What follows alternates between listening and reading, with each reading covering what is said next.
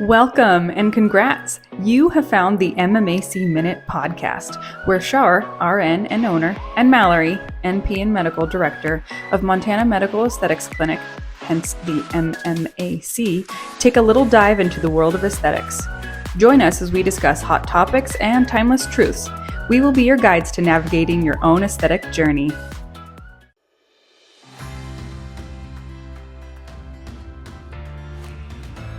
Bouncing. Okay, we're back. Now it's been a while since we've done a podcast, and since I edited one to post. So the reason being that we have something brand new and exciting to bring to our clients, and that is, studio audience, drum roll please, hormone replacement therapy.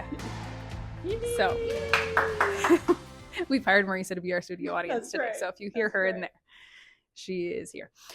So that's very exciting for us because after being begged over and over again by some of you wonderful, wonderful people, and we were talked into it because it is something that we do think does need to be addressed in a holistic manner, that we want to take care of, all kinds of considerations. So we are very happy to announce that we are doing that. Yay! Yeah. So we thought we would just chat a little bit about that today. And if you have questions about hormones after watching this, so watch to the end and then drop your questions in the comments below. Right. Our approach is, like she said, holistic, an approach that is going to be a little bit non-traditional, maybe. Yeah, that is true. More wellness centered. Yes. So don't come in thinking that you may or may not get a prescription that may be indicated for a lot of people, but because it may or may not be what is best for you. Yes, which that's the ultimate goal. Right. But very exciting things. Yeah, so it's good. So it's been a lot. It's been a big labor of love. Yes, a lot of things. A lot of when you just go to kind of bring something on from the ground up, from the basement, below the ground. Yeah. It was it took a lot of time. I have to say it was really funny because now Marisa and I were talking. We had a meeting with somebody from one of the labs, and it was like, oh man, all the codes and all the things that I thought I had gotten away from I have been gotten away from for the last several years, getting back all into back. And yep. So. Anyway, so we thought we would just chat a little bit about that today. So, where to begin? I don't know. I've learned a lot, and everybody's going to be individual, right? So it's not going to be like you're going to be on this much estrogen, this much progesterone. That's it. Atta girl, keep your massage going. We did Sculptra yesterday, among other things, so I have to get my She's being such a good client. Yes, very good. We can talk about that. We have talked about that. We have. It's one of our. We can always talk about it again. So, Now I forgot what I was saying.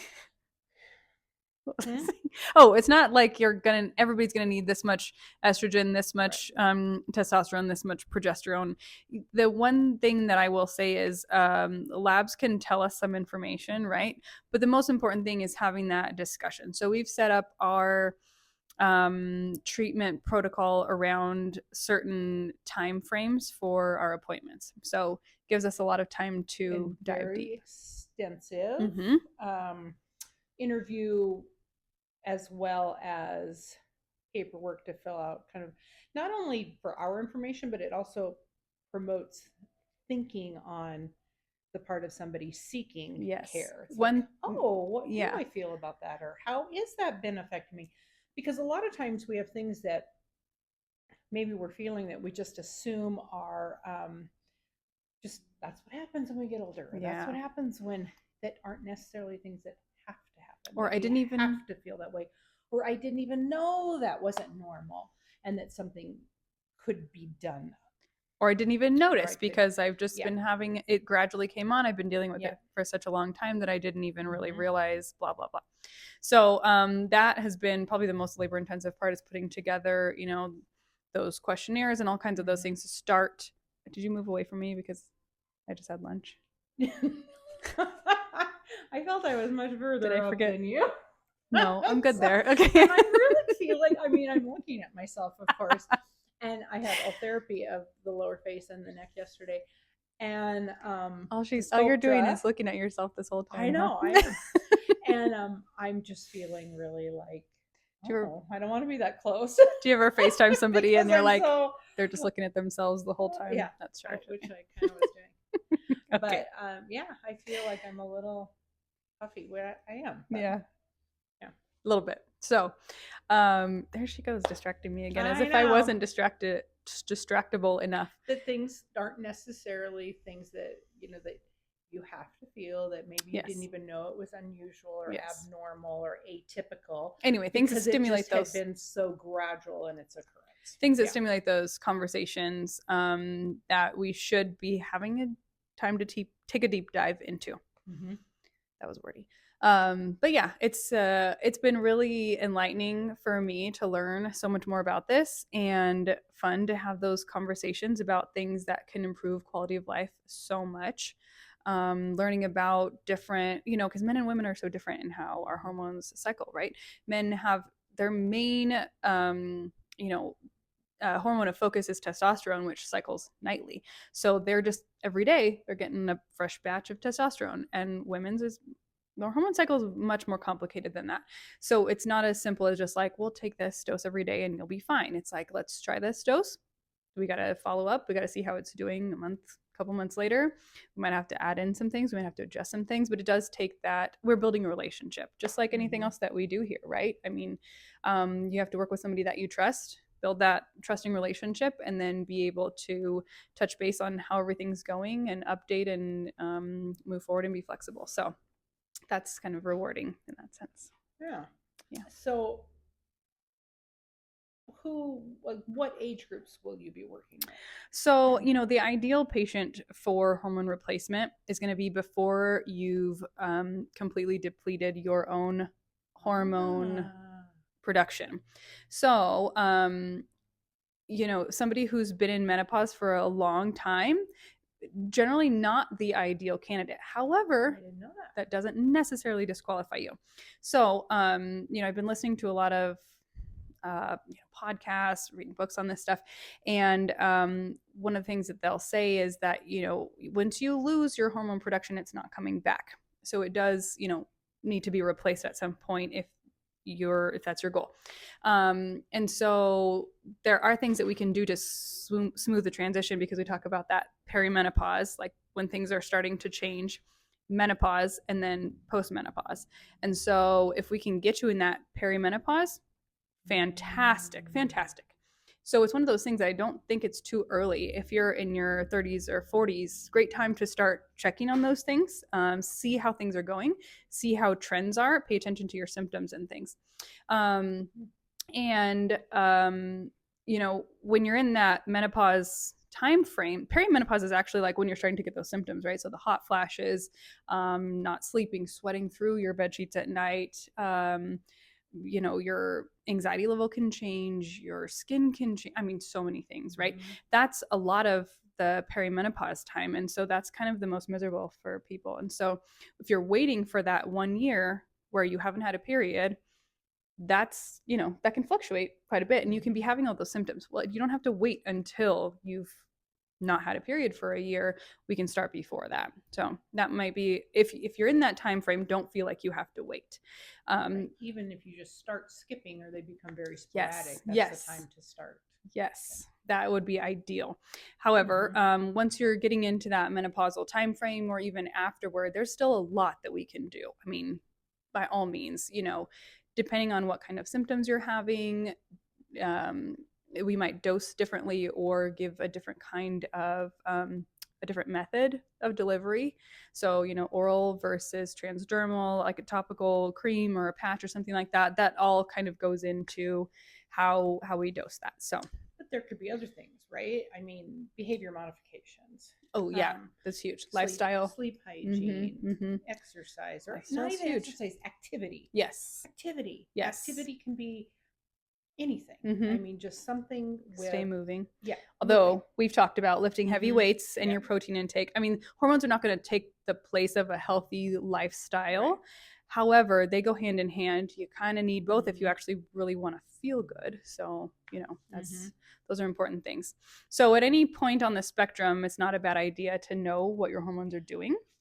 Right. So even if you're somebody who just kind of wants to be aware of where you're at, but you like that hormone therapy maybe isn't appropriate for you for various reasons. Sure.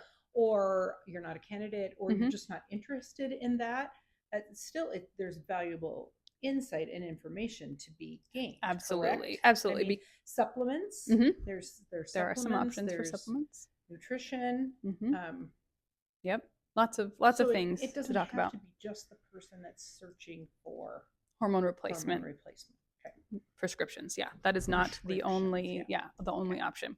I wish that I had been taught the things about hormones that I've learned lately. Like I wish I learned that before I got my first period. And so I think that's becoming more of a passion of mine, like to educate as I'm learning even more, to educate other women, young women, older women, everybody about what the hormone cycle looks like, what the all looks like, what it should look like, what it should not look like, what it may or may not look like. There's so much variability, but it's important to know all those things. So, it's a complicated endeavor, and something that's really been missing in, I think, medicine and just wellness care for so long. Yes, missing. What's the word I'm looking for? Like, we talked about this before. For men, it's like it's fine to go get your testosterone level checked and to be on testosterone replacement therapy. For women, is it okay? Like, we're not sure how our culture feels about that, which is silly. Well, and I mean, and there's been a lot of things that, there was the HER study, and there was there are a lot of things over the decades that have led us to believe, for one reason or another, that maybe it was too dangerous. That's and maybe there was a threshold that you can do this, but you have to stop at certain age. Yes. And things like that, that when you're kind of looking and doing a literature dive and literature review, we find that there are things that don't necessarily support those thought processes. Right. And so one of the interesting things that I came across recently was the Women's Health Initiative and what the headlines were saying about that. What makes flashy news, like hormones are dangerous, they cause breast cancer.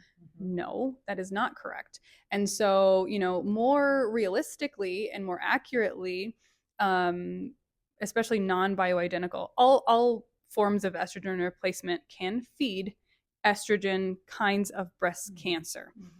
If you have that pre-existing, they are not going to give you a cancer that you did not have. That is a conversation to have one-on-one with your provider. However, the way that it's been portrayed can be very misleading. So questions about that, I would love to have further discussion, love to talk one-on-one about that, whether it's right for you or not.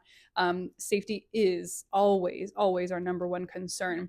However, there are some things that people have been misled, honestly. So that's been a really interesting thing. The studies that have come out, and because people don't generally read through the study, analyze the data, like that's not something that everybody learns in high school, how to really do that accurately. And so when we take the snippet or the headline that's very misleading, we get the wrong impression. So I was excited to hear it's not as dangerous, especially using bioidentical hormones, which is, also very important to us, that it mimics what's naturally made in your body so that your body can't tell the difference. Not something that's made from pregnant horse urine or, something like that, which is the common synthetic progesterone. So, there's a lot of things that I didn't know as a teenager that now I'm like, oh, I can't believe they gave me that medication, or I can't believe they told me this or that or the other thing. So I would like to right those wrongs. That is one of my goals, to give back to women what we thought we've been deprived of and robbed of. And we don't have to be. Right. And because so much of it has always been, well, that's just what you have to go through. Yeah. That's your lot in life. That sucks. I don't buy it. You don't have to anymore. All right. Well, shall we cut this a shorter one today? I just wanted to introduce what we've been working on. Yes, working hard. Kind of explain why we haven't had a new updated podcast for a while. We did film one, we just never got it edited. Guilty. Next year. I'm gonna say it was because I was working so hard on this stuff already that it's been months in the making. So I apologize. But anyway, you'll be seeing new patients naive to hormone therapy, as well as established patients. Yes. Maybe looking for something different, or then we're just wanting to explore a new option. Yep. All of the above. So happy to answer questions. If you have anything specific to you, don't put your personal details on YouTube. Give us a call. You can schedule your appointment with us. And we're happy to see you. I am so excited about this. Really, I was, reluctant to start it because it is a whole new endeavor. I knew it was going to be a lot of work. It is a lot of responsibility. It should be considered a lot of responsibility. So that was where I felt like, oh, do I want that? And for me, the risk versus benefit, what benefit I can give to our clients, our patients, that became worth it to me once, the 10th person or so started asking us about it. So happy to offer this new service, and we are hoping to see you guys soon.